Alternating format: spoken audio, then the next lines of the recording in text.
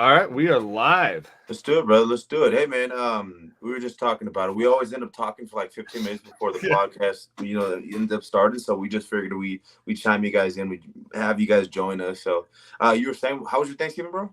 Oh, it was so good. My wife, she usually does the cooking. We do a lot of gluten-free stuff since we have a celiac family here, and so Is celiac that kind disease. of okay? I need to be honest with you. I don't want to Yes. be mad though. Is it kind No. of depressing? Is it depressing? Yeah, because you can't have gluten. Well, yeah, it's in some aspects. Like you can't have like bread, but like Yeah, I mean that's she's a exactly what really I'm talking good she's a really good cook. So, about. there's like gluten-free stuffing that we had, and what she did is she we didn't do turkey like a turkey, but we did turkey breast.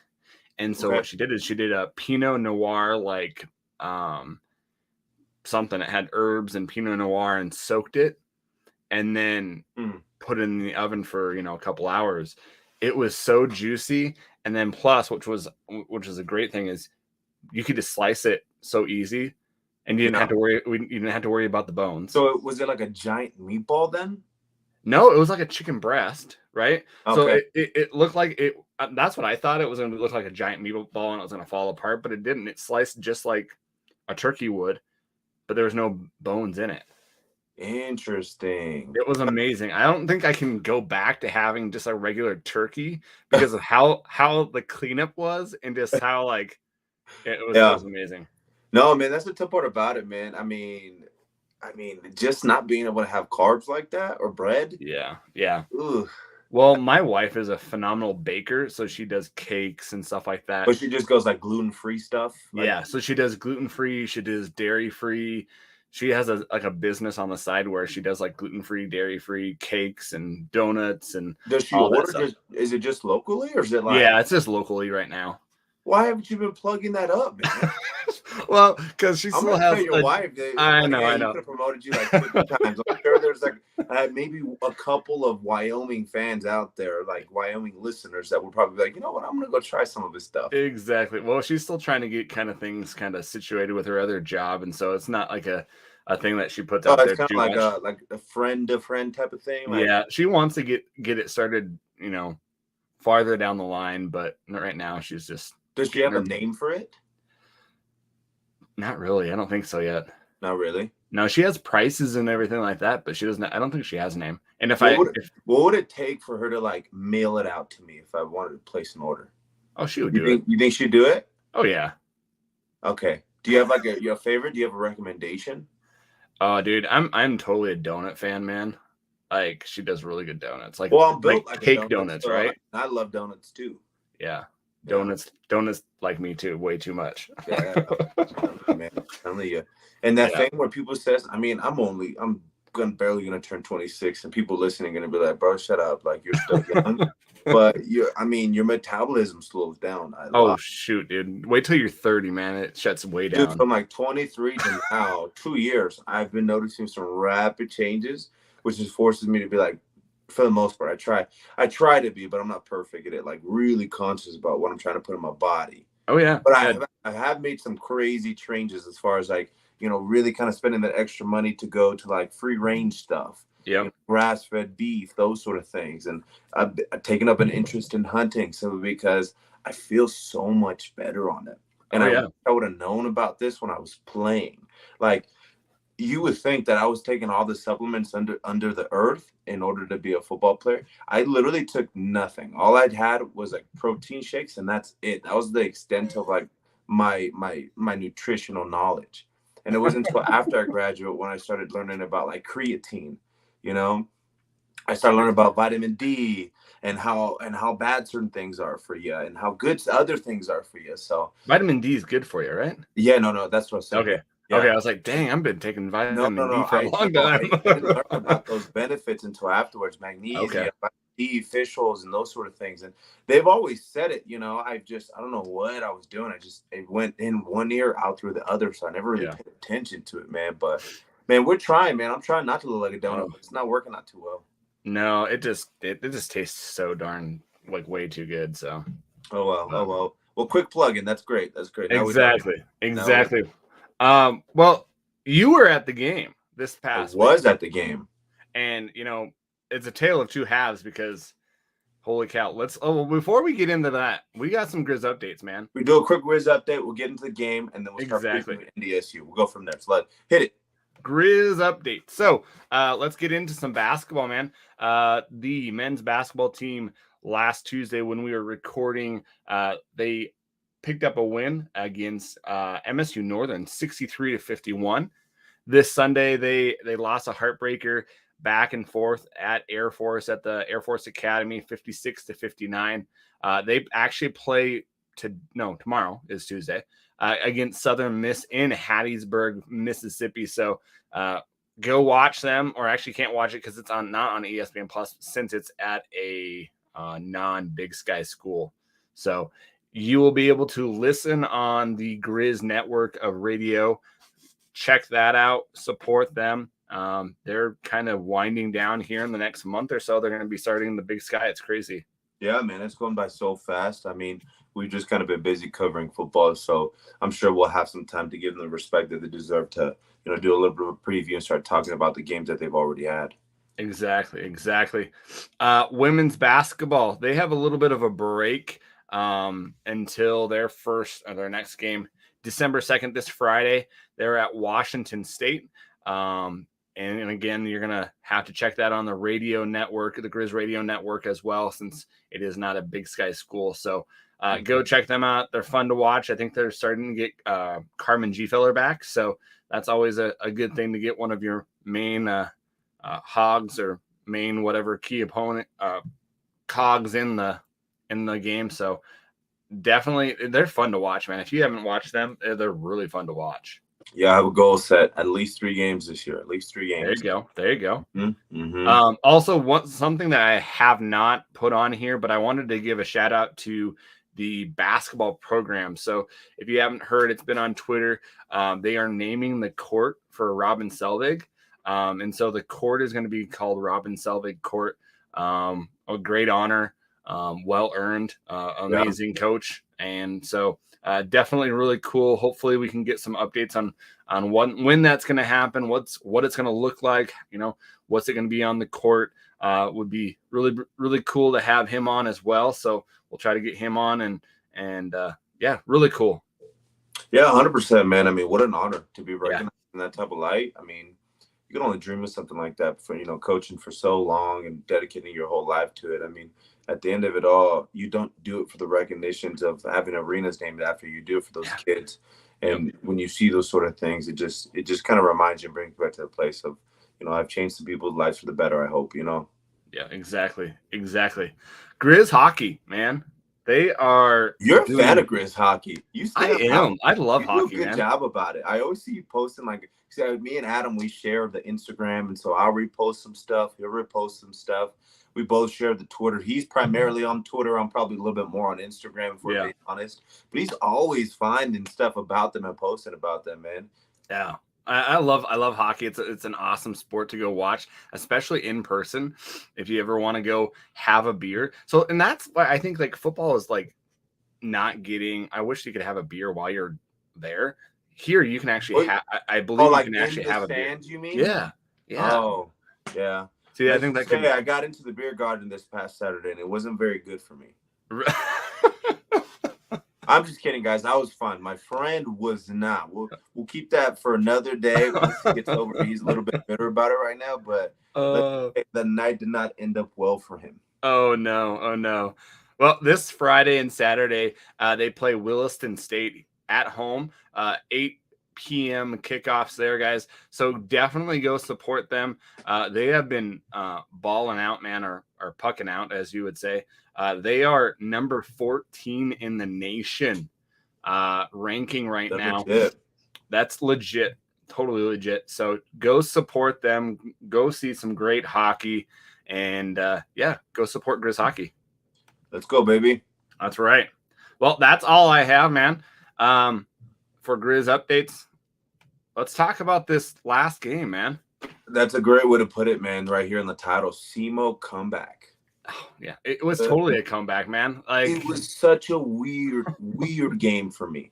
Yeah. First of all, I've obviously, had a couple times where Only a handful where I've been there playing in Thanksgiving, and it's a weird thing. Actually, no, actually, I don't believe I have. Because when I think about it, I think that 2019, my last year, we had that first round bye, I believe. No, we played.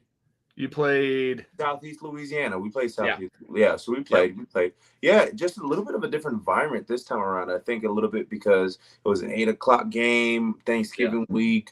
So you kind of get to the stadium. I mean, you get to tailgating because I'm there 3 hours early to tailgate.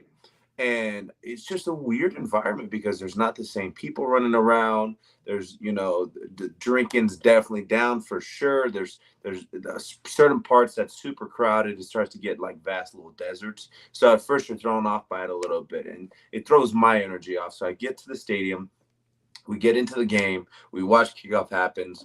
We're hopeful about, obviously, the opportunity to play this team. And like we said, or I think we had talked about it, or I talked to somebody about it last week because I wasn't able to hop on. We kind of anticipated a steamrolling, but SEMO came out to play. They really, really did. And you can tell that those guys were in it to win it. And that's the crazy part about this whole playoff potential. It doesn't matter. On paper, we can look at it and say, hey, SEMO should have lost by a lot. But ultimately, every single team that we play against or every single team in the actual playoffs is good. And they're there for a reason. You know what I mean? Yeah. And so, I mean, first half, just really quickly, we kind of get into it. It's lackadaisical. The energy's there. It was super weird things happening. Like there was points in time where I heard the crowd booing, and I wasn't too sure whether or not they were booing them or it was a bad call or they were booing us. And so I'm sitting there trying to figure out what the hell's going on. The energy seems off. The players look like, like they're still trying to wake up, So it was a really uncharacteristic environment all the way across. But the second half, I mean, we turned on the Jets in all types of ways. We went back outside, warmed up with a couple more shots of Fireball, came back in at halftime. And then before you know it, I mean, I really truly believe that the crowd, for the most, really think that they had a big part in that momentum shift. I mean, for the 15,000, 16,000 people that were there, not that's not traditional how we usually do the games. No. It was loud. So you could hear it. You could hear it on the so you broadcast. Watched the game live? Yeah, you could hear it on the broadcast. And the booing, I think, was in part of the play calling, the offensive play calling. That might have been it, man, because I remember those couple instances. I was about to get pissed off at some people. I'd be like, you're booing the players, really? Like your team's in the playoffs. Like, I mean, you saw, so much hate last week. And I wasn't able to hop on because I was stuck in Oregon with a broken down truck for a couple of days. But last week on Twitter, you see people upset it was crazy that we made the playoffs. It blows my mind. It makes no sense to me. So you listened to it. Did you watch it at all by chance? Yeah, I watched it on the ESPN2, and the announcers kind of had said it like, hey, I think they're booing the offensive coordinator for the calling and whatnot. Okay. I totally agree with you. The energy felt off. I know we had texted during the game a little bit. Just the energy felt off. It felt like players were trying to warm up, or if they're just kind of like lackadaisical. The play calling didn't help. Lucas, I don't know, man. I that knee worries me, and with him, I think one of his main things is being able to move around. And I think that just kind of takes away one of the parts of the offense. Back foot right now, huh? No. He goes slow in his backup too. He goes really slow in his backup and gets set, and then he throws it. Yeah, and I think that's why you see some of those inaccuracies, especially that first half. I think that second half, I do think that receivers try to play to his ball thrown as opposed to kind of vice versa. Usually the quarterback plays to the receivers type of route. So I think the receivers did a phenomenal job just adjusting to that in the second half, because the first half, I saw balls that were underthrown. I saw balls that were overthrown, and we lost Angel. So he'll probably come back on here. But what did you guys think about the SEMO comeback? Let us know in our thread over here. We'll get to your questions and your answers, and we'll answer them. We'll put them on here live as well. What the hell, man? I got kicked out. I did not do anything. I was middle sentence, and then before you know, I'm talking about blank screen, talking about where did I go? I don't even remember what I was saying. Oh, here's what I was gonna say. Where did I get cut off at? What was the last thing you heard me say? Something about the wide receivers playing to his ball. They were playing to his ball, which I thought was really impressive that we have the type of receivers to be able to adjust in that way, because that is a hard thing to do. I saw Malik make a couple of those plays, especially those long balls. You saw he started creeping kind of back, tough throw, bam, perfect sweet spot for him to be able to catch the ball. One thing I will say about Lucas is that obviously he's had a little bit of a back and forth season for one reason or another. There's things that I love about him, and I think one of the biggest things that I'm just really impressed with is his grit, man. I mean, there's plenty of times throughout the season where everybody's expecting him to be like, okay, you're done for the season, you're not coming back in, and then you start that conversation of bring Britt in, which I'm totally for. I'm really excited about Britt's future. I think right now, just like anything else, we're in this too deep already, and I want to see Lucas finish out his last year, hopefully on the right foot.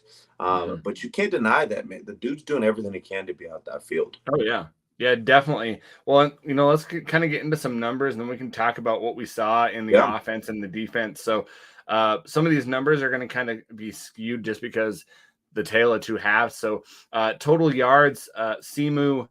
Is it SEMO or SEMO? SEMO. I know. I keep on saying SEMO for some reason. SEMO. SEMO probably that's somebody's ex-wife's name for sure. Oh, shut up! Yeah. SEMO. 419 to 390. Passing, SEMO had 277. We had 306. Rushing, they had 142. We had 84. First downs were pretty even, 25 to 22. And then third down percentage, this is just crazy. 8 for 18 for SEMO and 3 for 11 for us. Fourth down, they were 1 for 2. We were 0 for 1. And the time of possession was crazy because it didn't seem like that in the second half, but 36 minutes and 49 seconds for SEMO and 23 minutes for us. And we lost the turnover margin. Mm-hmm. So in some of those balls, if you look at the offense, man, that first half, we lost a fumble again. Lucas, that was kind of like pulled it out and was running, didn't really have it in his hands and fumbled it, and they ran it in. And I was like, oh no. Lucas scored for a touchdown. Yeah, I think it was a read option or something like that. I don't know what he read specifically that, got him a little spooked to try to pull the ball out. I think it was a little bit too deep in the running back's hands. But yeah, man, I mean, you can tell, the disappointment on Lucas. I mean, when you think about it, I think he said after the game, he says, I don't think I could have had a worse start to a game, And I think even Bobby at one point, he used a big word that I was like, I don't know what that means, but it sounds bad. Inauspicious or something like that. Inconspicuous? Inauspicious or something like that. I don't even know, man. You guys can judge me all you want. I don't even care. That's out of my vocabulary. I need to learn that. But he used that, and he basically said he went from that to having a really bad start to finishing off on a really, really strong effort. And again, that just goes back to what I kind of said. But yeah, no, that first half was rough in more ways than one. I mean, I saw one thing I did see in the first half that I saw that they were trying to get Malik a little bit more into the rotation, which was, I was pretty happy to see. And I think he really kind of took it, and ran with it a little bit in the second half. I saw Cole Grossman get a little bit more touches this week, which was kind of nice. That was beautiful to see. But all in all, man, that performance that first half just wasn't it, man. It wasn't it in so many different ways. It seemed like they were running all over us. Yeah, well, they were running all over us, and I think that they were kind of, and this is what we're gonna have to get to it in NDSU as well. But they were playing the same 3-3-5. They weren't really kind of knowing what, and I think that they would know. They would have to know. SEMO was gonna run it, right? They had a beast of a running back. Yeah, and Gino, what's his name? Gino Hess. Yeah, Gino Hess got banged up a little bit, which I think kind of helped us a little bit, honestly. And I think so too. Was kind of dealing with some cramps and some leg injury or something like that. But man, we passes were all over the place, like you said. He wasn't Lucas wasn't wanting to pass off of his back, throw off his back foot.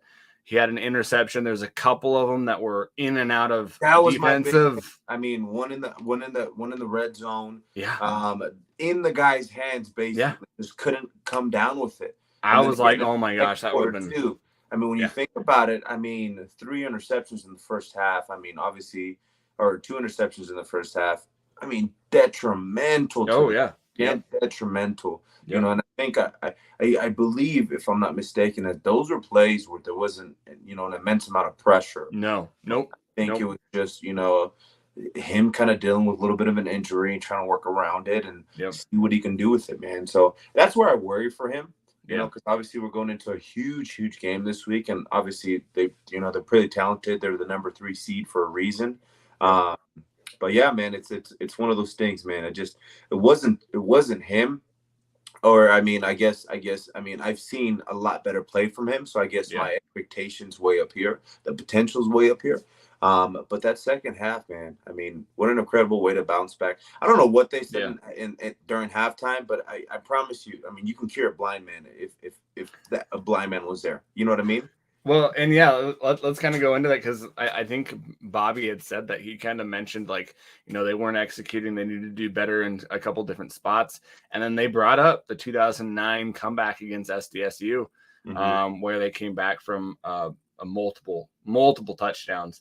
And so they kind of went over that. It was great to see. It didn't look promising at the start because they got that touchdown. No, yeah, the first drive they came down, scored on us. Yeah.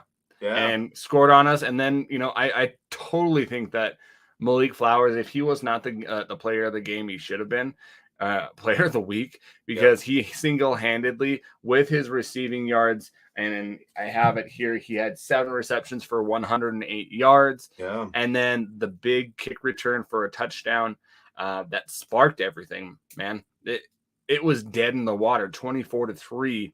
He gets that kick return, loses it in the lights a little bit, comes down, grabs it, and then runs, throws the ball and gets. I mean, call him Forrest Gump, man. You know? Oh, man. Jesus. I mean, the dude was taking off, man. I mean, it's just so incredible. It just goes to show the type of player that he is. You know, and like, obviously we can't change the past, what has happened this season, but I would love to have seen what his full potential could have been throughout the whole season. You know? Yeah. It was a little bit of a different feel this past game, being able to utilize him and Cole Grossman too. I mean, you see what kind of happens and how things kind of open up when you're able to utilize, you know, all your top receivers. Rushing came a little bit to life in that second half. Still not what it probably will need to be heading over to North Dakota to play them. But still a lot better in the first half. I think at the end of the first half, we only had 9 yards on the ground. 9 yards on the ground. Yeah. Isn't that crazy? How gut-wrenching is that? You know, you think about an offensive line unit, you know, you have a little bit, you know, some experience, some inexperience. You're a little bit younger too. You still have a couple more years. You're in the playoff potential. You just had a tough road loss. College game day was in your face. Yeah. You know, and you head over there, and by halftime, you're producing 9. I mean, that just got to stir something in you. You know what I mean? Well, and then, you know, that second half, Nick, you know, gets banged up a little bit, comes out with a sling on his arm. So, you know, that's one thing that I noticed, man. Yeah, I don't think we're gonna have him. You know, the injuries are racking up. Deary Todd got injured, and it was on Twitter that he's done for the season. I mean, respect to him. Obviously, he's had an incredible career. He's been around some really, really awesome coaches. And he's been battling injuries all year. Yeah. Really respect out to him. Patrick O'Connell went out, came back in, thankfully. I mean, that was heartbreaking. I thought he was done too. I thought he was done too. You saw him on the bench. Yeah. I don't know if he was, but he looks like he was teary-eyed. He looks like this might be it for me. It might be done. Yeah. One thing, I mean, I'm worried about, man, is just, I mean, it's happened a couple years in a row where we get to playoffs and guys start falling really hard, really fast. Yep. You know? And so, then Justin too, Justin Ford. Justin was a little bit banged up too for a little bit, you know? And so he went out. I don't think I saw him after he came out with that leg injury that he had. I think he did come in afterwards. Did he come in? I mean, maybe I'm going crazy, but still, I mean, it's one of those things is where we know it's at the end of the season, but what needs to happen in the weight room? Because I truly believe you can clang and bang them. We've seen that. We can play some really good football. I know at the beginning of the season, practices are different than the end of the season, but I guess where is that disconnect that, we need to be doing with the players in order to keep them fresh and healthy for as long as possible, Well, and you can and I hope that they're not banging like they did in the beginning of the year. No, right? they're definitely heavy lifting when they're bashing each other on the weekends. Hopefully not. But I really think that kind of circumstance, that a person that was not a part of the football, like a nutritionist or a body wellness person, not just a lifting coach, because I think that, and I don't know Coach Ryan, the lifting guy, but I don't know how much, expertise he has in, recouping your body. And they do have that center, that the coil center, which I think kind of helps. But like you said, Angel, this has been how many years? How many years have we had injuries like this? We haven't had a quarterback healthy in like what? I think the last healthy quarterback was Jordy Johnson, like 2009. Yeah. And so we haven't had a quarterback really go full healthy for over 10 years. Yeah. No, and I mean, don't get me wrong. I understand that things are going to happen on a year-to-year basis. That's totally fine with me, but I mean, we go from the season where, through the 10, 11 game span where for the most part, we're sitting okay. And then towards the back end of the season, that's when you really see a lot of injuries happen. Are they happening because of freak things, or are they happening because their bodies are so kind of worn out, And so don't get me wrong, I'm all for challenging myself and adaptiveness and doing these things to really kind of make sure that my body's going to be able to understand. You put yourself through immense pain that on Saturdays, it's the easy day for you, but when you start seeing guys kind of fall and drop on you, you start to wonder, hey, are we doing some stuff extra mobility wise? Are we spending more time in the training room? Do we have people set in the right places to really understand that, hey, they are a very different player than they were in the beginning of the season? How can we keep them to that same caliber, Because that's what the great teams do. I mean, the great teams, really are able to stay healthy all year long, every single year, time and time again, Well, and it just kind of my question, and I don't know the answer to it, but is the defense, there's a lot of injuries on the defense, right?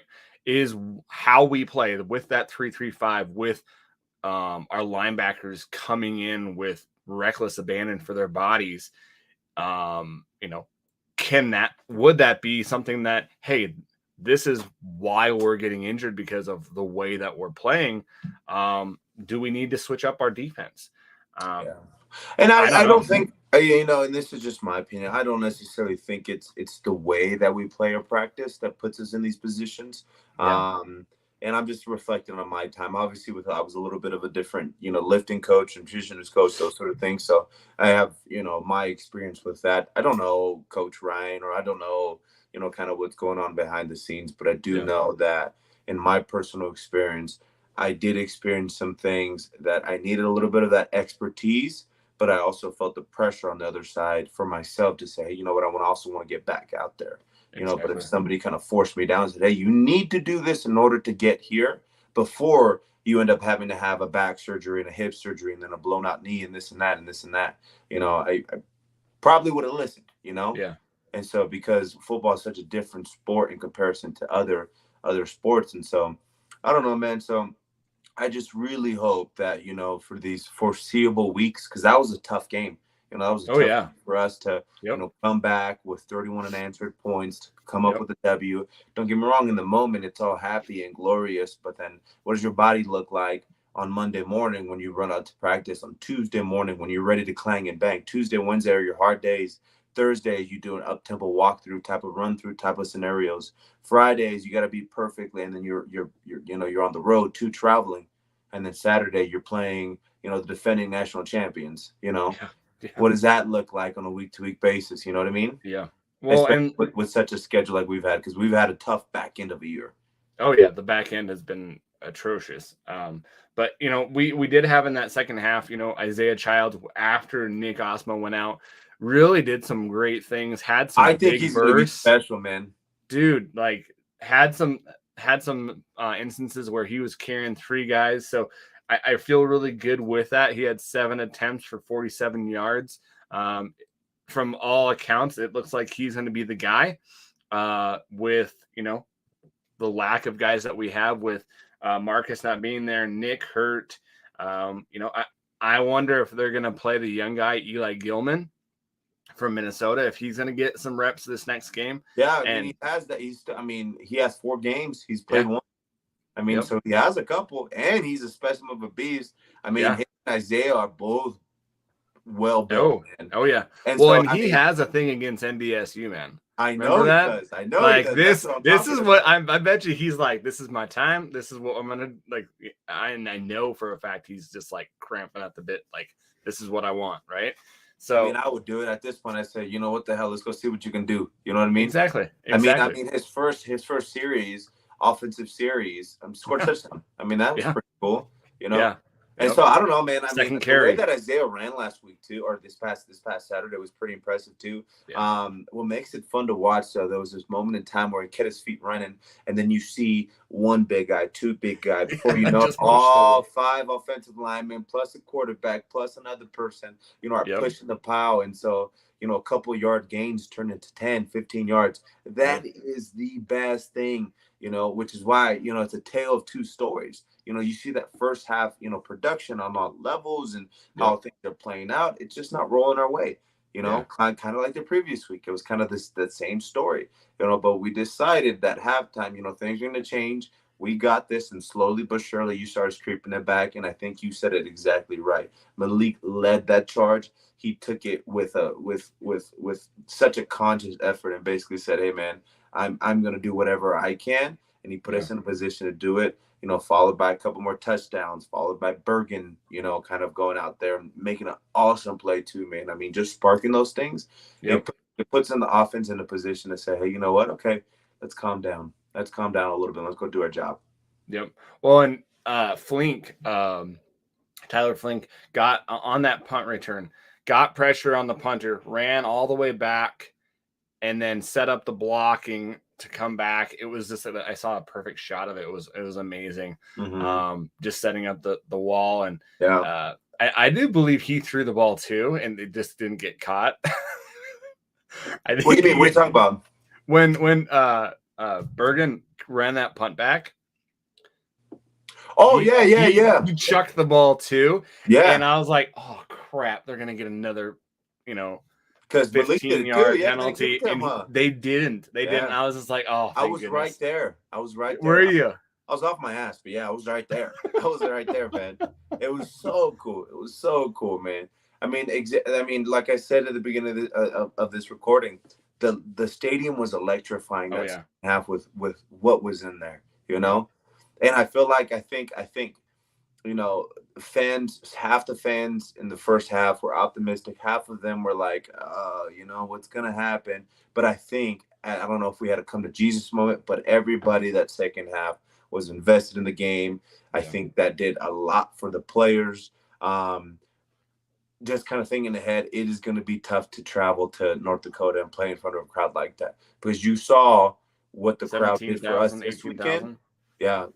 What do you like? How do you expect, to kind of have a little bit of a similar result if we do get in the funk? The fans won't be there to be like, let's go do this, Yeah. And so that's what I'm worried about, when it comes to, kind of going, or one worry about it. But ultimately, man, it was a fun game. Yeah. It really was the craziness of the halves, man.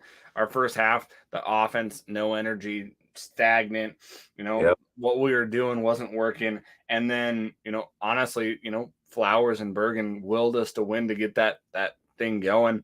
Lucas starts getting kind of clicking with the wide receivers, and we come back and we pull this upset, which I think SEMO kind of helped us in the fact that they got away from their game plan of what was working.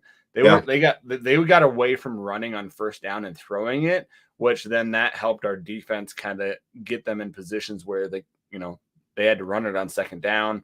We could kind of blitz them in a little bit of a different way. We started bringing our 2 safeties down with Robbie and bringing them in the box, which I think is going to be important for this next game this Saturday against NDSU. Going to be really important, but it worked. I don't know how well it's going to work this weekend, just because SEMO is way different than, defending national champion and juggernaut of NDSU. Yeah. We're going to have to play our best game, and we're going to have to win everything, turnover margin. And I just don't know, looking at everything, how that's going to play out. And we'll get into that in a little bit. But any last thoughts, man, of the SEMO comeback? Yeah, man. I just get big shout out to defense. Oh, exactly. I mean, it's just who they are. It's just who they are. I'm really kind of sad to see Todd not being able to play these last couple games. He's been obviously such a great force to have on the defensive front. Another shout out to Robbie Hauk. All-time leading tackler. Yeah, that was very cool to see, man. I think, man, I just have so much respect for that defense and those guys out there. I mean, the way that they do it, the way that they consistently get after. I mean, there's no doubt in my mind that they're going to play from the first snap to the last snap. It doesn't matter if it's first string, second string, third string. And even when things don't go their way, I still think they always find a way to, basically go out there and give it their all. And so because of that, just another impressive performance. You saw what happens when you start to see a little bit of a better offensive front, and how it's a little bit harder to get to quarterback, but their relentlessness, I think, really kind of propelled them to finally start getting to the quarterback. One of the funniest things, man, I thought it was hilarious how the quarterback was on the ground and he'd reach up. Oh yeah, you saw it every time on TV. Every time. And I thought, I was like, bro, this guy's got to be concussed or something, bro. Like, and then he'd have the ref be like, "Help me up, ref." Help me up. And then the ref would help him up. Yeah. It was the ref. It was his lineman. He even asked players on our team. I know. I think Patrick O'Connell did it. Patrick O'Connell did a couple times, and then he was like, "Whatever, dude. Like, get yourself up. Like, seriously." Yeah, I think at first he was like, "Okay, I'll help you up," but I mean, I think by the end of it, he was just like, "Bro, what are you doing? I'm not gonna keep helping you up like this, bro. Like, I think you're just mocking me or taunting me or something, dude." That guy was a collected quarterback. He didn't really seem to be phased, regardless of it. No. But ultimately, the black flag has sailed, man. We came, we conquered, and we're ready to keep it rolling, man. So that's all I really have to say on that game. I love being a part of it, man, and I'm hopeful we have a couple more. Exactly. And hey, Angel, while you were gone, I just have to say, no, you won the prediction or something. Were you gonna say something about prediction? I was. What are you gonna say? So, I'll wait for the predictions to kind of bring that in there. So we'll wait to the predictions so I can bring it in there, so we can actually be some type of a coherent mess. Okay, fair enough. But going on, man. We have a beast of a team coming, or we're going into NDSU, defending champions. They are the 3 seed this year, which they haven't had as a strong year as they usually do. So let's kind of go by the number here with NDSU. They're 9-2, 7-1 in the Missouri Valley. Their only loss in the Missouri Valley was South Dakota State. Yeah. And so their first game, they played Drake 56-14. That's a win. They played North Carolina AT&T 43-3 win there. They went and played Arizona, which I watched a little bit of that game, and I think they should have had that game. I think they should have had it too, man. Yeah. They lost 28-31 at Arizona. Went to South Dakota and beat them 34-17. And then Youngstown State 27-14. And these next 2 games are opponents that we've played. So Indiana State, they beat 31-26, and they beat Indiana State. and then we played South Dakota, and then beat them 34-17. After Indiana State, they played South Dakota State, and that was their loss that they lost by 2, 21-23. Illinois State 24-7, Southern Illinois 21-18, and then they finished North Dakota 42-21. Those two like opponents are in Indiana State and South Dakota. It's kind of hard to kind of go by the numbers with that, just because, let's say Indiana State, right? They beat them by 17. We beat them by 35. Yep. Right. So our game with Indiana State was our second or third game. And theirs was their fourth. And so they played South Dakota right after we played them. They beat them by 17. We beat them by 17 as well. So it's kind of hard to go by the numbers and look at it, because you don't know who's hurt. You don't know how they're playing. You don't know. I know one of their beasts of a running back / he's a fullback, Lupecki, was hurt for a couple of games, the last couple of games. So they're winning without their main running back or fullback. And so we'll see if he plays this week. I don't know. It would be interesting to see if they play him or not. But let's go into some of the stats. Their stats on the year, right? Yep. They're averaging about 34.8 points a game, which opponents are averaging about 17. Rushing yards, 261. Opponents are 144. Passing yards, they're averaging about 137, and opponents are averaging about 147. So total yardage isn't kind of a bad skew. They're averaging about 398, and opponents are averaging about 292. This is kind of an interesting, is they're averaging actually more penalties than their opponents, which is about 52 yards a game. Their time of possession, they're winning time of possession by 3+ minutes. Their third down percentage is 54%. Their fourth down percentage is 69%. Red zone, they're 88% in the red zone, and 74% of those 88% is touchdowns.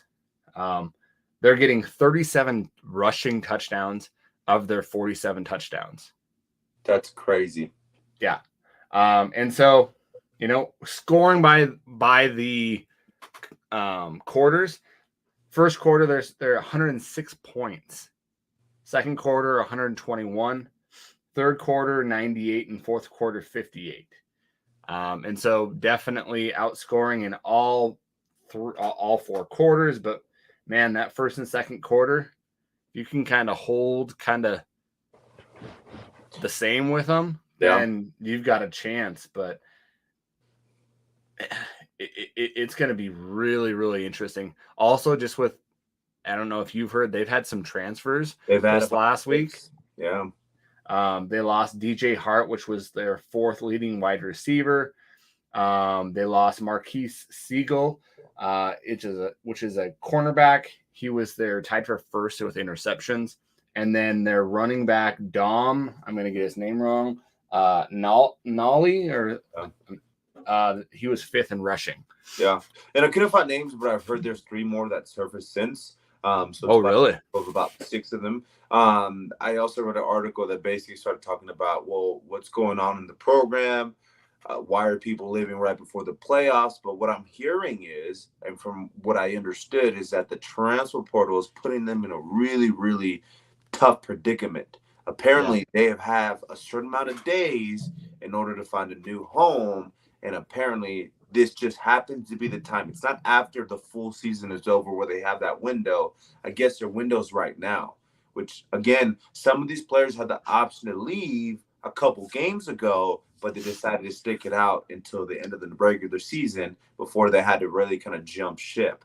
And it sounds like they're the 3rd and 4th string guys for the most part, which is obviously, it's nice to have that depth. From what I'm hearing from, what's the head coach's name? What's his name? Coach N. Yeah. And I was going to say Coach Eck for whatever reason, but that's Idaho. Yeah. But Coach N said that, hey, it's not an actual culture thing. It's not a program thing. There's no red flags. There's no red lights that we know of. It's really just, I think these players, are having a little bit of a better position to go play somewhere else. They just want to make sure that they have, that allotted time to find a proper home for them. Exactly. So it sounds like they're still firing on all cylinders, but I do know, regardless of who you lose, any type of blow to the depth chart is going to change things around a little bit differently. Yep. As far as how crucial it is, we'll see Saturday. We don't know that, obviously, but there's a couple of things. And like you said, they're obviously out there scoring a whole lot in the first half. And I think if we're able to kind of eliminate some of that scoring in the first and second quarter, it's going to put us in a lot better position, because traditionally we are more of a second half team. We obviously saw it this weekend. Yep. Haven't really seen it too much throughout this year, but I just don't know. I do know traditionally I've always been a second half team. When I played, that's just kind of who we were. And I'm hopeful that might be the case this week. Obviously, you want a strong performance, but you're going based off the statistics and what you can see. And just I don't know, man. It's going to be tough on those types of things. What do you kind of think?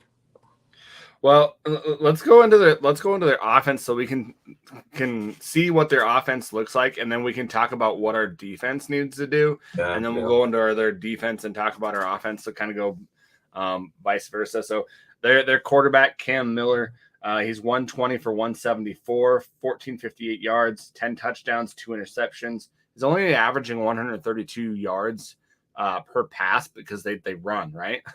They run a power formation, I formation, sometimes with their fullback, different kind of run packages that they do in that power formation.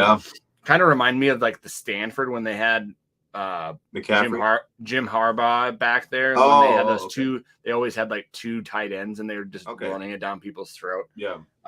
He also has 71 attempts for rushing, 326 yards with 11 touchdowns. So he's also a dual threat to run. They do have some packages in there where they do run him on purpose. And so that's going to be interesting to look at. Their running backs, Hunter Lupecki is their fullback. So don't get me wrong with that. I do know he's a fullback. He's got 98 attempts for 621 yards. He's averaging about 62 yards a game, which that's kind of deceiving. He's got 9 touchdowns, which he hasn't played in the last 2 or 3 games. And so if he did, that would be probably well over that. Kobe Williams, he's had 76 attempts, 508 yards, 7 touchdowns. And then Tamarick Williams, 74 attempts, 559 yards, 3 touchdowns. So they're going to run it down our throats, right? And their wide receivers, they're okay. They've got Zach Matthias, 23 receptions, 330 yards, and 3 touchdowns. Joe Stoffel, 17 receptions, 170 yards. And then the Hunter Lupecki has had, 14 receptions for 196 yards and 4 touchdowns. So he's kind of that dual threat as well. They have a couple guys on the receiving side of things, but obviously they are a really run first team.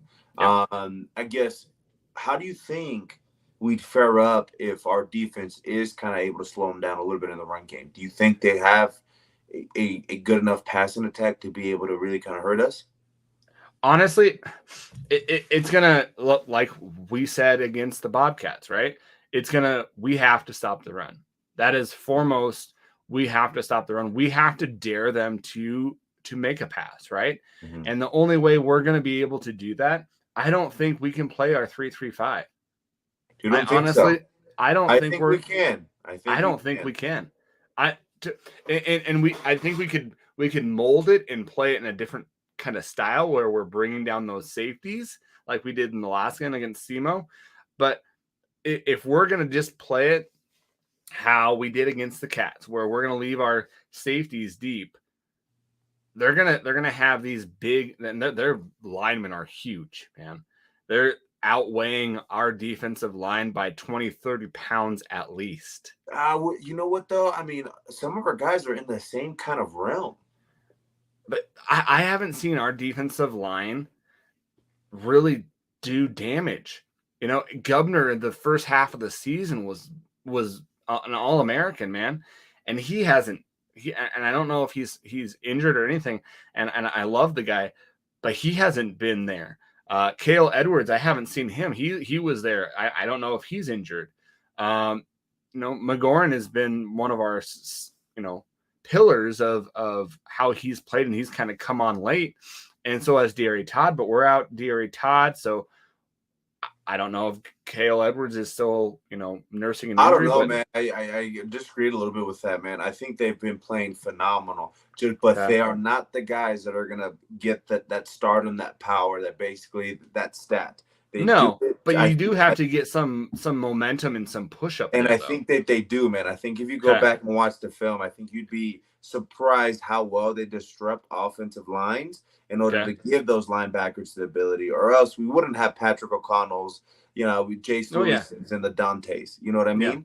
I think because of that, I think you'd be surprised if you just did a little just straight hyper focused on that defensive line and how we kind of disrupt some things. I think it would throw you off for a loop because it's deceptive. Because on paper, you look at these things and you're like, well, you know what? I haven't really seen nothing too crazy out of them. But I think once you start looking out to the fundamentals and the type of play that they produce, you start to really realize that, hey, they're just doing it in a different way that gives somebody else an opportunity to shine. Well, I understand. Like an offensive lineman, a lot. Well, and I understand that they're doing it differently, and they're gonna kind of just take up space and kind of plug a hole, right? But the last game, I saw it in that first half that they were getting yards, man. They were getting big yardage, 8-9 yards. But you're in playoffs, though. I know, but look at Montana State, where we got ripped by 400 yards rushing. So that's what I'm going off of. I'm not going off of the whole season. I'm going off of just the last games where I don't know. I think we have to change a little bit of our scheme to be able to stop this running attack where they're going to have power I formation, where they have another guy in the backfield plus one. Cannon Sharp. We're going to be yelling at each other. I feel like, tripping. It's all right, man. I love you. But it's all I love you. But, man, we haven't had a good time having that plus one and being able to. We have in the first half of the SEMO game, we weren't tackling very well. Thankfully, that second half we got kind of right. Hopefully, that second half will get us right. But honestly, I and like I said, and I'm repeating myself, but I think we need to change up, not necessarily throwing away the 3-3-5, but we have to do something different with our safeties. We have to do something to kind of throw them off where they haven't seen it. Right? This is the time to do it. All hands on deck. Throw everything that we can at them to throw them off. We have to make them uncomfortable. This team doesn't get uncomfortable. They play how they play. They play how they play because they know that their system, they can do that and beat any other team. So we have to make them uncomfortable. The way that we're going to win this game is by our offense outscoring their offense. Honestly, I think that is how we're going to make them uncomfortable. We get the ball, we score. They're going to run the ball, probably take a longer of a time to get it down. Then offense is back there, run, let's score again. We cannot have it down with our offense where we have to punt or where we don't get points. Oh, you're talking about we need to we have to consistently be scoring. Yeah, okay, that's to put the pressure on them. Like, if they score, we gotta score. You know what I mean? Yeah, kidding me? Yeah, no, duh, man. I do think they're one of the teams that, and this is what it worries me a little bit. The times that we have won, it's been convincing and dominant in every single. I mean, you look at the wins that we have had. There was never really a moment in the full game where it was like, okay, they're creeping back up on us. I felt like it was pretty consistent. We were always scoring. We were always moving the ball. And then we meet these teams that obviously they're a little bit more in our caliber, and we'll get down to the wire, but we'll just never really kind of be able to close out that game, you know? And so it kind of worries me because obviously seeing that, obviously we're weeks away from that. It's a different team now. We're going through stuff. Playoffs at 0-0, or I guess it's 1-1-0. A chance to go 2-0. But we're playing against a team that will not fold if you throw some adversity in their face. Yep. We're up 3 touchdowns. I could easily see them kind of doing what we just did to, SEMO, having a great Definitely. second half, bringing it down to the wire and seeing what we're kind of made of. Yep. That's where I'm kind of thinking that this week's going to go. I think it's going to go one of two ways, man. I think it can go that way potentially, where we have an opportunity to stay in the game into that fourth quarter, and then you never know what's going to happen. Obviously, it hasn't flipped on our side of the coin yet, but I'm hopeful that maybe, who knows, it might work out this weekend. Yeah. Or it's going to be a complete chase from behind. And if we get in a position where we're down 3, 4, 5 scores, I just don't know if we'll have enough in the tank to be able to kind of come back and make it. Obviously, I'm hopeful enough. I'm a fan. I'm going to root for it. It doesn't matter, Griz, till I die. But at the end of the day, we got to make sure we do everything in our power to be in the fight with them for 4 quarters, not for 2, because I don't think 2 will give us enough time. No. Well, and I think we haven't played a full game this year. Yeah. And so this is going to be, we have to play a full game, kind of like one of our people that are watching this, Ron, I'm going to get your name wrong, Lowney. He says, you better play for all 4 quarters with this, man. And totally agree, Ron. We're going to have to play all 4 quarters.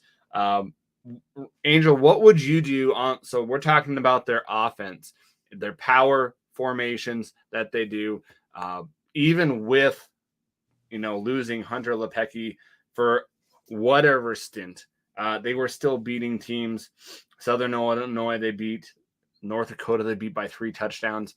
What do you think we need to do to beat them? You think that we can run this 3-3-5 and still beat them with our defense? How do we do that? You know what I think? I think it's just sticking to the script. I kind of think back and I related to this thing that I heard a long time ago. I mean, I think it's pretty popular. Bruce Lee was just like, hey, you don't practice 1,000 kicks, you practice 1 kick 1,000 times. Obviously, right now in the season, there's a lot of speculation. And obviously, as fans, we will do something different, change it up a little bit. You know what I mean? Make some adjustments, and I'm 100% for that. On the defensive side of things, there are going to be certain adjustments on how we line up. But I think the premises and the concepts are going to really kind of stay the same. I really do think this is where that health kind of gets in order that I was talking about at the beginning of the podcast. Yeah. Yep. I really hope that we come in this week feeling pretty refreshed, because obviously coming off a tough game, come back like that. You feel great Saturday night. You wake up Sunday morning a little bit sore. They've had a week to rest. Sometimes bye weeks can help us out. It's been kind of a culprit of ours this past couple of years. But it could potentially be a culprit of them for the next for this year. But they've been in the playoffs forever, so I really just think it's going to come down to matchups. How healthy are we on our side of things? Because obviously losing Todd, now we're going to rely on Governor. We got to rely on Houston, McGoran, Garrett. We got to have all those people in place, feeling really, really good, ready to get punched in the face and be ready to punch back. If there's one group that I feel most confident in being consistent, it's that defense. It's that defensive line too. Yes, some things have not gone our ways. Kind of anomaly in this whole season. Obviously, what's his neighbor's game? That was pretty hurtful, and I know those guys felt that. I know. But I'm going off the characteristics that we have seen all year, even in those tougher games. Maybe you can kind of argue that Weber State was kind of one of those games where it wasn't necessarily on our side. I feel like we've been consistent, throughout our games as far as matchups on the front, and giving those linebackers an opportunity. So the linebackers, I think, is going to be key this week. I think defensive linemen set it up. I think linebackers key it up. And then from there, having that secondary for that extra support, if they do decide to get a little bit creative and maybe focus on a little bit more of a pass heavy, or they throw out a couple packages that we're not used to, I think. Yeah, one thing that the Cats killed us is they got the edge, right? They got the edge and they ran us to death on the outside. Yeah. I don't see this North Dakota State team doing that. They're gonna run it. They're gonna run it down our throats. Right? Yeah, I think they're more of a middle. Yeah. Well, and I think that, one of our great assets this year has been our cornerbacks, right? This is the time to, show the no-fly zone or whatever you want to call them, to the lockdown corners. Hopefully Justin Ford isn't hurt and he comes back and shows how beast mode he can go, put them on an island, and then have other guys come in and stop that run, make them throw the ball, because then they're not going to be that comfortable doing that. And then we can get the pressure on Cam Miller, which he's not, he's a good quarterback, but they're not putting him back there to throw the ball, to be honest. And I don't mean any disrespect to North Dakota State, but he's not their best quarterback that they've had in the last couple of years, right? He's no quarterback that they've had where they can throw it to. Yeah, no Trey Lance, no Carson Wentz. Yeah. Exactly. And so he's going to want to run. He's going to want to give it to his running backs, and they're going to want to run you to death. So make him uncomfortable, get some pressure on him like we like to do, get in his face, and make him throw the ball. And I think that's going to be one of the most important things that you'll probably be able to see early in the first and second quarter, is if we can stop their run enough where they have to throw it on third down, where it's a third and long, and we can rush, where we know, hey, you have to throw it on this one. You can't run 8 yards. You can't run 9 yards. That's going to be really important to see. Put our cornerbacks on an island and see who wins. Yeah, and that's what basically I was trying to say. I just said it in a way that just probably confused people, but really, have those linebackers, giving them an opportunity to get freed up a little bit, which comes down to the defensive line, making sure they provide a little bit of pressure, take up some of those blocks to give those linebackers the opportunity, to get in on some stops. And again, obviously have that support from the secondary, forcing them to throw it, simply because every single week I see our secondary getting better and better. I saw last week. I was even thinking to myself, it's like Walker is playing some really good football. And it's getting more consistent every single week. Obviously, we're seeing some mismatches that they sometimes take advantage of, but it doesn't happen very often. And so I think if we do force them to pass, we do have an opportunity to win. But I think if that defensive line holds them up, those linebackers key on those key players on those run plays, stuff them up a little bit, and we put them in positions where it is 3rd and 8, 3rd and 9, and they have to. They're not going to run it that far, that deep every single time. But you never know. Like I said, it all comes back to who's healthy, who's stronger, and who's getting ready to punch in the mouth. Because both sides are going to be swinging. Yeah, well, just go to their special teams. Their kicker, Will Cardinal, averaging about 58 yards per kick. Their field goal kicker, Griffin Carosa, 6 for 7 this year, 85%. Their punter, Caden Steindorf, 38 yards per punt. So not as great as a punting person as we have in Patrick Rohrback. Their kick returner, Roja Nelson, averaging about 20.3 an average, and then their punt returner is averaging about 14. So, if you look at it by the numbers, I think we have them with our kick return, our punt return, and our kicker. I was really impressed with our Nico Ramos this last game kicking. It's hard to kick in the cold too. Yeah. And so I feel like we're kind of getting that kind of solidified, which is awesome to see as well. So I think we've got the edge on special teams. I hope they kick to. What do you think about? I hope they kick to Malik, man. I hope he can get one more and be the all-time leader in kick return touchdowns. Man. Send us to the league, man. Exactly. So, but, that would be a dream, obviously, for him. I think that'll put him in a great position heading into, obviously, the last couple games to kind of see where he kind of ends up. If he gets a couple opportunities, maybe he gets drafted. You never know. But, to have that, it's going to put you in a great position. So I love the guy, man. I'm hopeful for him. And, again, just like this past week, I hope they utilize kind of transitioning onto our offense. I really do hope that they utilize our receivers, how they started to kind of do that second half. You saw a little more Cole, Bergen, Malik, Ryan Simpson was targeted a couple times, Mitch Roberts, and you saw it was spread out a little bit. And I think that put us in a little bit of a position to have that defense on the heels. And they have a pretty decent, I guess, okay front. I know they have a defensive end that's pretty solid. It's pretty. Oh, yeah. I do know that the rest of them they're good players. Yeah. But from what I've seen in recent years, they're not as, kind of at that same caliber of player. Very good team, very well coached. Yeah. But definitely, if our offensive line comes to play, which I hope that they do, man, simply because we've had too many ups and downs. I really hope that they come out to play and kind of take that on the chin, man, because they have a chance to do some cool things. And I think if they just have some great play, it'll always give us a chance. Well, to get into their defense, like you said, they are ranked in the top 5, top 10-ish in passing defense, right? Their rushing is in, and then these are roughly. And are you talking top 5 FCS or top 5? Okay. Yeah, they're in the top 50 for rushing, so you definitely want to rush it on this team.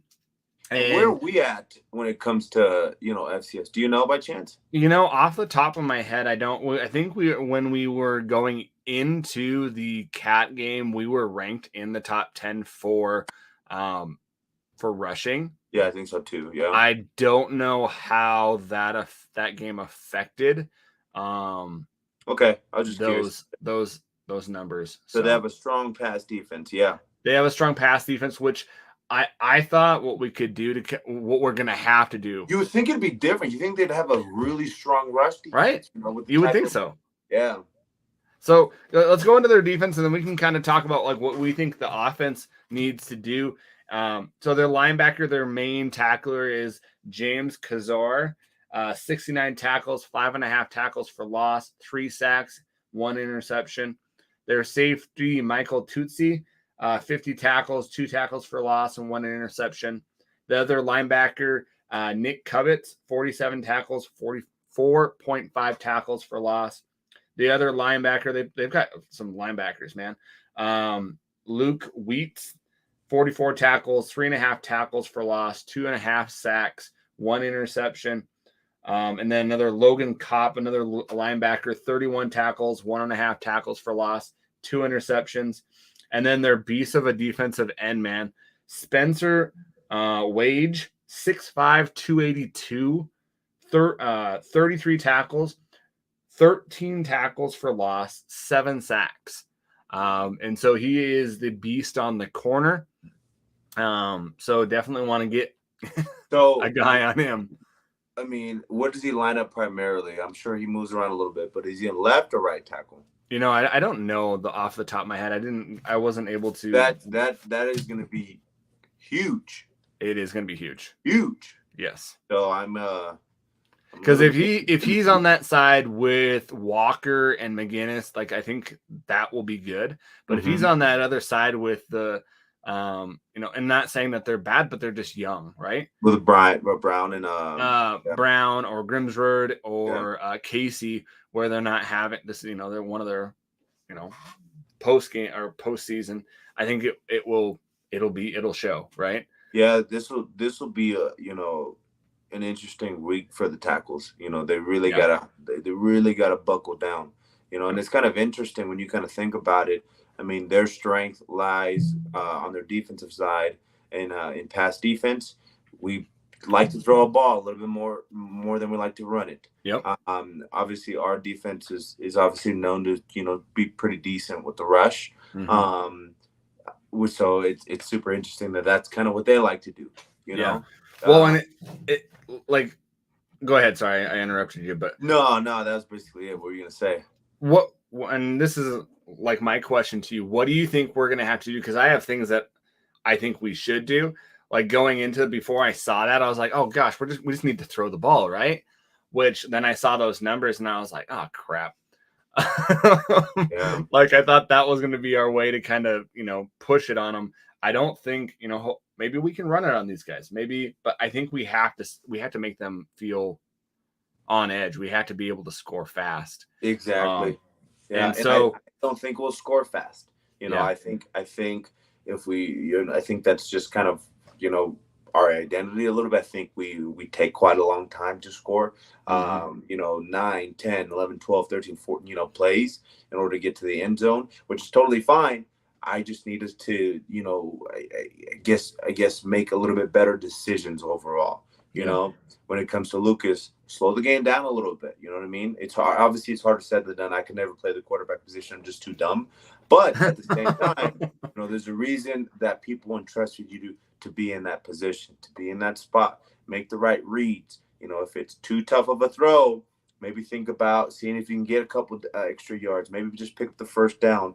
You know, can you go for the long ball? 100% challenge them. But at the same time, if they're top 5, top 10 pass defense, we're going to want to rely on the run, you know, which goes to, you know, hey, let's not, you know, fumble the ball in transition. Let's be a little more consistent on their handoffs. And, you know, hopefully the line is kind of ready to play to see if we can create some of those holes, you know, because if they're, you know, top 50 in rush, obviously there's a gap there for a reason. We might want to exploit that a little bit, but at the same time, we can't be reliant on that. We need to be able to pass the ball with some pretty, you know, safe, smart passes to put us in a position to be able to run the ball. So I guess that's kind of the overall game plan as far as how it's going to get done. That's up to them. But I guess, what are you thinking?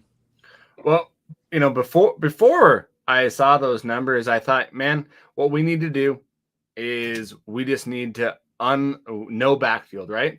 Get Lucas back there, no backfield. We're going to have Flowers. We're going to have Bergen. We're going to have Mitch. We're going to have Grossman and, you know, Keelan White. And we're going to go 5 wide, right? And we're just going to throw the ball on them. You know, have a couple deep routes, crossing routes, you know, a safety where if we need to unload it, we can do that. But I still think we need to be able to win this game. We're going to have to score faster than what we are. We have to. But knowing these numbers, we're going to have to run it a lot better.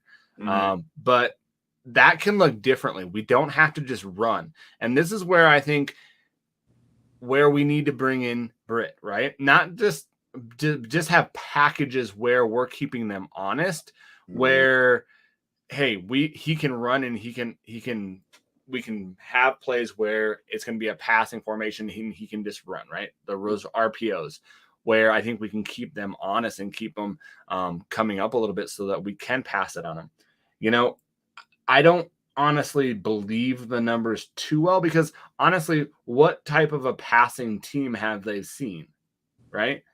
South Dakota State. I mean, the Missouri Valley Conference is primarily known to be kind of a ground and pound, you know, type of it's not going to be like Eastern Washington where they're going to throw it all over the, you know, the field on you. So I don't know. I still think we need to score faster than we are. We have to take care of the ball. We have to win the turnover margin this game. You know, and we've got to make sure that we're getting a score on special teams.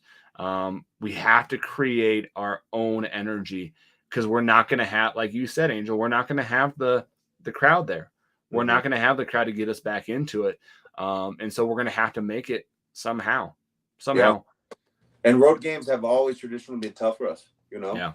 And so we got to figure out a way to get it done. I do think it has been better in recent years because Bobby has been there. He has a little bit of a better formula than what I've, you know, witnessed in previous years. But I think you kind of, you know, hit it on the head. I think I see the benefit to scoring faster. I guess I'm just thinking a little bit more realistic as far as, do I think we will? Maybe, but I don't necessarily foresee it happening. You know, I think we're a little bit more of that longer drive type of offense.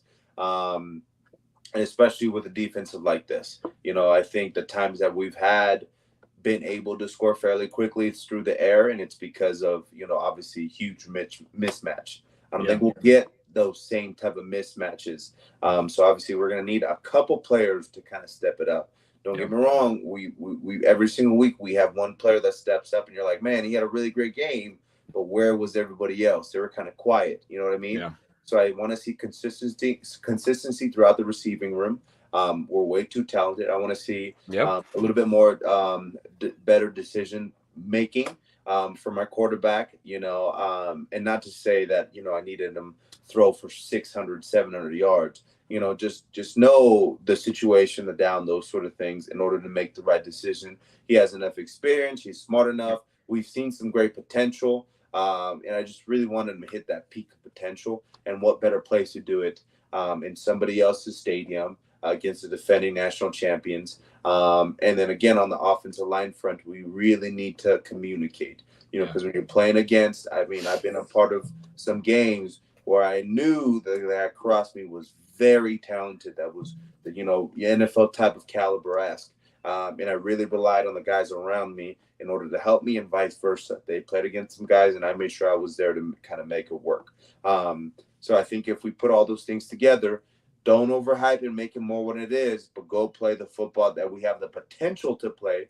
We haven't played it yet, but if we have the potential to play, I think if we start chasing the potential, play against ourselves, find a way to motivate ourselves, because again, like you said, and like I said, our stadium's not there.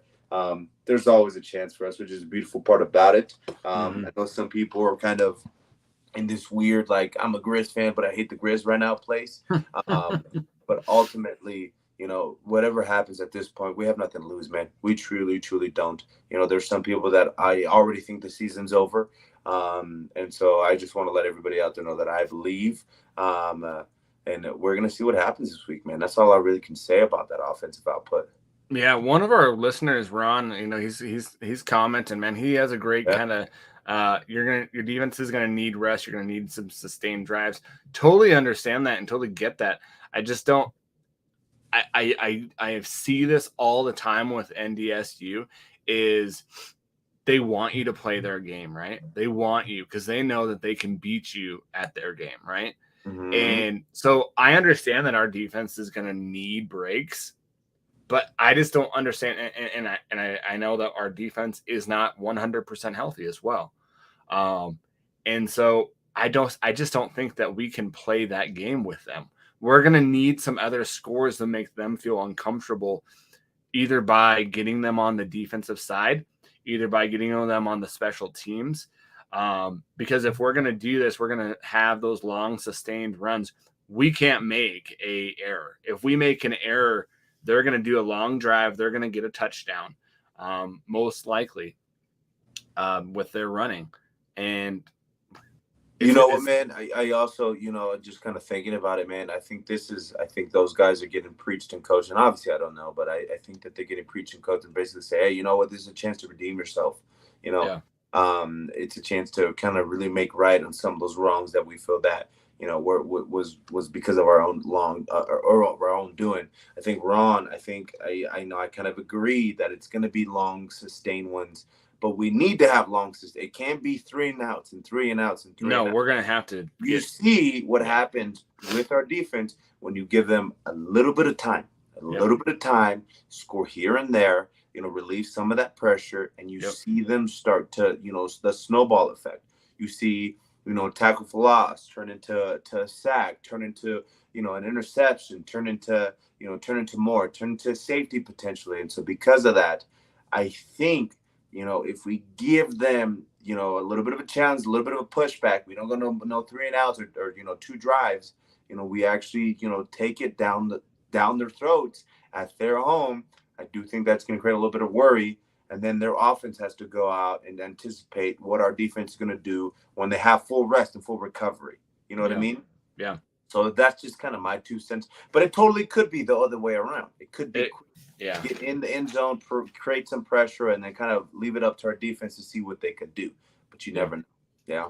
It's gonna be interesting, man. This game, you want to play the best, and if this is our game that we go out, the seniors, you want to play the best, right?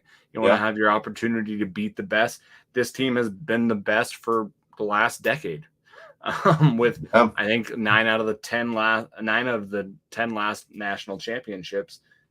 This is what we want, right? Yeah. And so, it would probably, if we beat this team, I don't know what you would think. Honestly, I don't think it would take away the loss of the Cats, but it would do a good job of that, just how we lost, but it would be getting us time where we can get that taste out of our mouth, which, I like our chances. If we get past this game, I like our chances moving forward. I like our chances too, man, but again, got to go through these guys first. We've been this has been a season of really some mixed emotions. I think it's challenged a lot of people. But at the end of the day, man, I can only hope for the best and wish for the best, man. But before we give our closing remarks, man, do you have anything else to say on the preview? No, I think we've covered what our defense, what our offense needs to do, and just go support them and watch. I do believe it's going to be on ESPN Plus at 1:30. So if you have Plus, definitely go check it out and watch the game. If you don't have Plus, go find a bar, man. So go find a bar. Like a sports bar, man. How about you? Any last words, Angel? No, man. It's a special time in a lot of these players' life, and this is really the final moment of football forever. Yeah. Some of those guys may have an opportunity to play, and football only lasts so long, even if you do make it to the next level. But at the end of the day, man, I really do hope that they go, firing out go out swinging, basically. Exactly. Firing all cylinders, and at the end of the day, if they do end up being on the wrong side of that game, that they know that they really gave it their all. So I'm extremely proud of those guys. Love all those guys to death. I still have a lot of relationships with them, and so at the end of the day, man, I'm excited to go see what they do. Simply because they only get a couple more downs left, so make them count. Exactly. Prediction time, man. Do it real quick, man. What you got? Oh, well, hey, before we get into that, Michael Kemper, he was one of our guest hosts last week. So we had guest hosts on, guys. If you want to go see the podcast, great episode. Some Griz fans, former player Luke Rounds was on too as well. But so we've got a kind of disagreement. And Mike is saying here, hey, Adam, last week I predicted a 34-21 score. I believe I was the closest, being off by only 3 points. Adam, does that mean that I have more wins on game score predictions than you this season? No. So wait. So the score that I said, and I know I'm going to get eaten alive with this. I had two scores because no. Okay, so let me tell you why. The person that the quarterback, right? He was iffy if he was going to play. I said it would be 34-24 if he played. Okay. And then I said, if he doesn't play, we're beating them 30. I think it was like 38-7. So yes, Mike, he only gave one score. He did win that. But if we were going off of the one that I predicted, we would have been tied. Nah, I think you took it, man. I think I'll give it to him. He has beaten me once, which is more wins than I have had this whole year. So that's crazy. You've been on the podcast one time. I know. It sucks, man. Damn, you're gonna get off of this thing and be like, honey, I still think I won. Like, you're gonna be telling her after this. I was like, I think that's bullshit. I think I won on that one, but she already gave me crap last time when we were on, and she's like, you didn't win again, did you? I'm like, no. She's like, why do you keep on doing that? I'm like, well, who knows, man? Maybe that turkey thing that you had might have been good luck. I don't think so. We're gonna see. All right, man. What's your prediction, dude? Jeez. You know what? I think it'll be. I don't think it'll be a low-scoring game. I don't think it'll be an outrageously high-scoring game. I think I'm kind of going for right in between. If I had to put a number on it, I see Griz up. What is it? 21-23. 21-23 Griz. Uh-huh. Okay. Oh man. Okay. I could see them going mid-20s, maybe low 30s, potentially, depending on the shootout, if there is one. But ultimately, I think since they're going to be trying to run it a lot, we might be trying to run it a lot too. I think there might be a the time's going to expire soon because you keep the clock rolling. Yeah. Okay. People are going to hate me. 34-17 Bison. Bison! I knew you were going to say that shit. I knew you were going to bring them up. I knew it. Dude, I was sitting here thinking, I was just like, is Adam going to do it? Is he going to be the first one to turn against them? I don't care what. Even if I know we're going to lose by 100 against the University of Alabama, I'm always going to root for the Griz. I'm going to root for my team, man. I'm going to always root for my team. But if I'm giving a prediction, I'm going to give a prediction of how I think it's going to. North Dakota State flag for Christmas. I'm not going to ever have one of those. I'm going to send it to your house. Just because I predicted they'll win doesn't mean that I'm cheering for them. Fair enough. All right, man. If you guys have predictions, let us know. We want to hear them. You guys can get a hold of us on Instagram and Twitter at Fight On Montana. Yep. Also, make sure rate, review, and subscribe to the podcast. Definitely, we've picked up a couple more rates and reviews on Apple, which is great. We need to get more of those so we can get farther up in the echelon of algorithms of whatever they're doing up there. So if you have not already done that, please go rate and review our podcast, subscribe to it. Also, if you haven't already done so, you can watch this podcast via YouTube through the FCS Fans Nation's YouTube channel. They just don't have Montana, which is our focus, but they have other teams that they focus on as well. It is a nationwide podcast, different teams. And they also have a national show as well. So good guys, good shows, knowledgeable people, where if you're looking for some FCS content, totally the way to go. Yeah, 100%, guys. Just reach out to us, man. Come join in on the fun.